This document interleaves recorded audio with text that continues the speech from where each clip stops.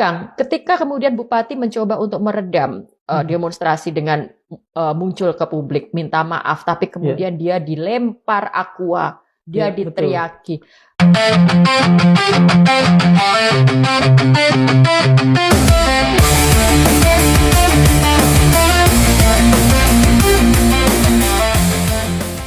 Oke, Assalamualaikum warahmatullahi wabarakatuh. Apa kabarnya di hari ini?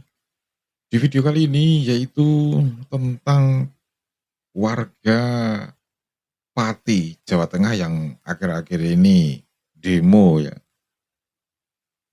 Tapi ada yang unik teman-teman. Apa yang unik? Ayo kita tonton sama-sama video ini. Kemudian Mbak Oki lihat sebagai seorang sosiolog dari Pati ini. Ini sesuatu yang sangat menarik dikaji, tapi juga sekaligus turut menggetarkan kita sebagai warga negara.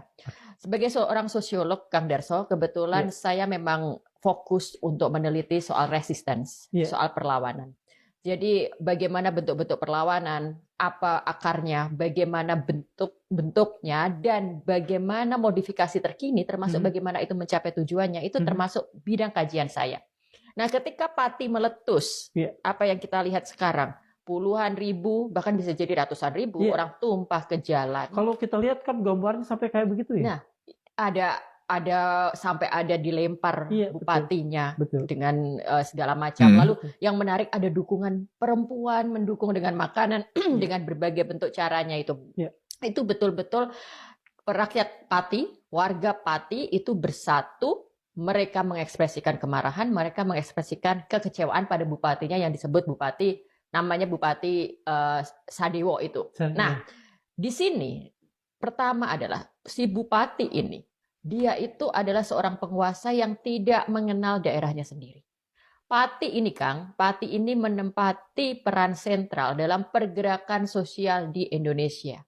Secara sejarah, Pati itu memang identik dengan perlawanan. Di abad 19 ada seseorang petani, pemimpin petani namanya Samin Suro Sentiko. Itu kan dia memimpin gerakan Samin itu dari Blora sampai ke Pegunungan Kendeng itu masuk di wilayah Pati. Pati itu masuk dalam wilayah di mana Samin Suro Sentiko memimpin yang namanya civil disobedience di masa penjajahan Belanda. Pembangkangan sipil yang dilakukan oleh petani itu sudah dimulai pada masa itu. Awal abad 19, Samin Suro Sentiko di wilayah Pati. Dan bentuk yang mereka lakukan adalah mereka menolak membayar pajak. Jadi perlawanan terhadap pemerintah kolonial dalam bentuk membangkang, dalam bentuk memboikot pajak, itu merupakan respon dari kebijakan-kebijakan pemerintah saat itu yang semakin memeras petani, yang semakin membuat petani sulit, yang semakin menciptakan penderitaan. Jadi itu kan sudah menjadi sebuah cikal bakal tersendiri. Lalu kita bisa beralih ke masa yang lebih modern, tidak terlalu jauh dari masa sekarang, tapi kalau orang mengerti tentang sosiologi masyarakatnya, dia nggak akan berani macam-macam dengan orang warga Pati ini. Jadi Pegunungan Kendeng, Kang, ingat nggak gerakan untuk melawan dibangunnya pabrik semen? Itu kan bagaimana kelompok masyarakat di situ berjuang mempertahankan, mereka bisa berjalan puluhan kilo sampai penyemen kaki sendiri, dipimpin oleh perempuan yang bernama Yusutina dan kawan-kawan lainnya. Masyarakat adat bertemu dengan anak-anak muda bersatu untuk menyuarakan itu. Dan gerakan untuk melawan pabrik semen itu yang terjadi di Pegunungan Kendeng itu adalah salah satu perlawanan gerakan sosial yang punya nafas panjang di Indonesia. Mereka tidak mudah untuk dibungkam, mereka tidak mudah untuk dibeli. Bahkan berbagai upaya dilakukan untuk membujuk, sudahlah, tetap tidak bisa. Mereka tetap bisa melawan. Gitu Samin lah. Nah, exactly gitu kan, spirit Samin yang kemudian agak menyimpang, bukan apa ya?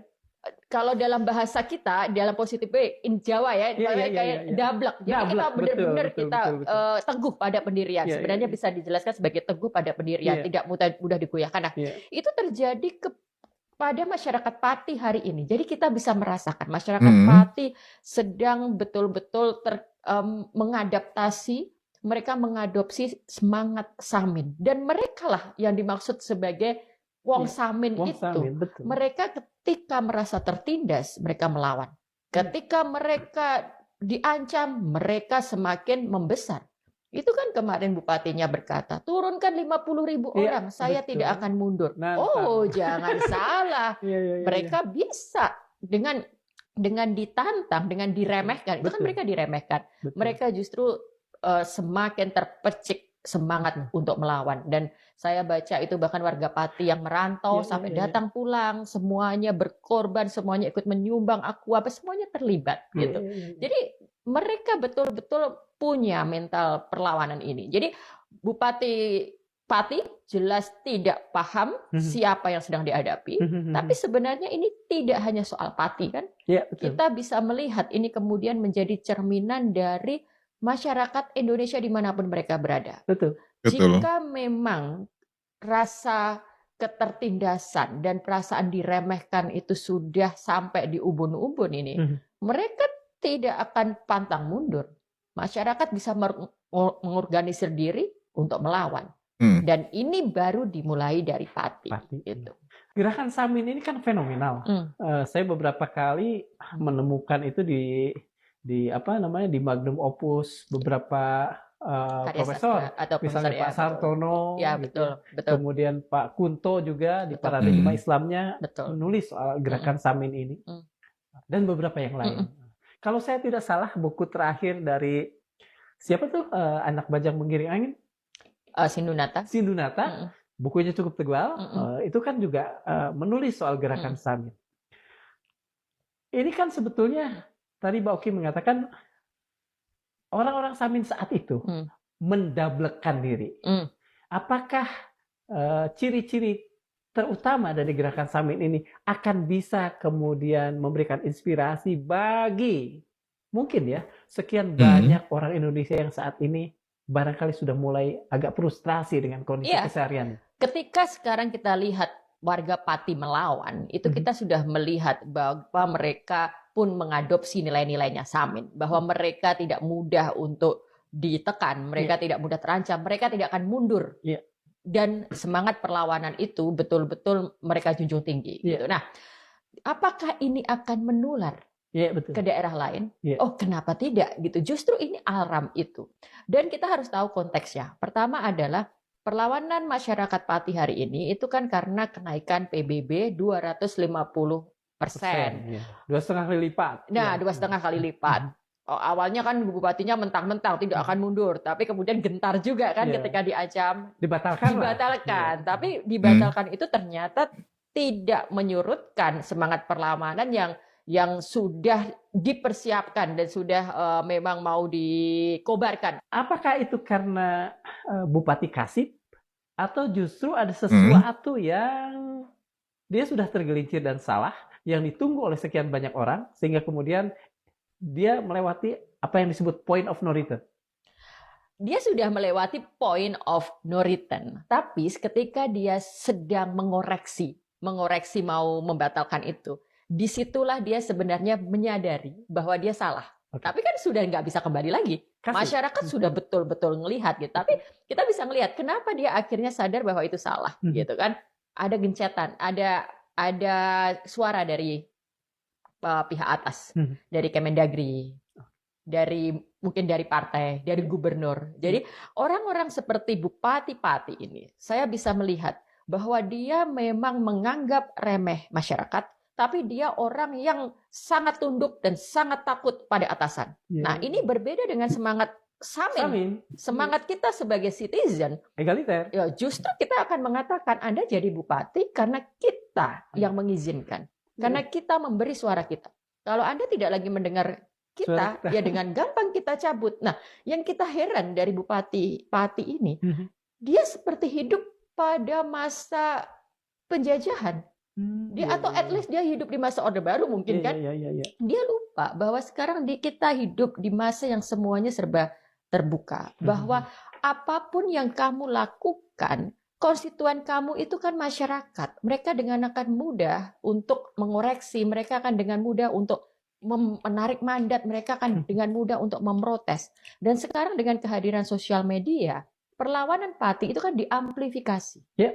Sekarang Kang, ketika kemudian Bupati mencoba untuk meredam demonstrasi dengan muncul ke publik, minta maaf, tapi kemudian dia dilempar aqua, dia diteriaki. Legitimasi dia sebagai seorang pemimpin itu sudah habis. Bupati Pati sudah tidak punya legitimasi lagi untuk memimpin Pati. Ini sudah sebuah situasi yang sangat buruk jika Bupati Pati ini tetap dipertahankan untuk menjadi bupati. Nah, itulah tadi